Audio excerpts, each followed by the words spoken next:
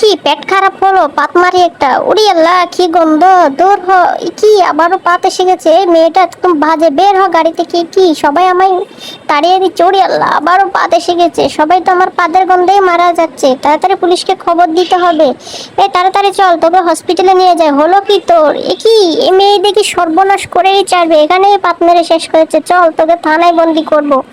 কি আমায় থানায় নিয়ে আসলো কেন? দুষ্ট আমার না। উড়ি আল্লাহ, আবারও পাত এসে গেলে এখন কি করব?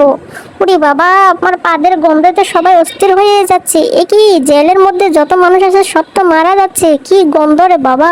এই মেয়েকে এখানেই রাখা যাবে না, ওকে বাইরে দিয়ে আসতে হবে। চল চল, তোকে এখানে রাখলে সবাই মরবে। আয় আমার সাথেই আয়। এখানেই থাক আজকে থেকে তুই, তোর জায়গায় এখানে। উড়ি আল্লাহ, আবারও পাত এসে গেল। পেট এত খারাপ হলো কেন কিছুই তো বুঝি না।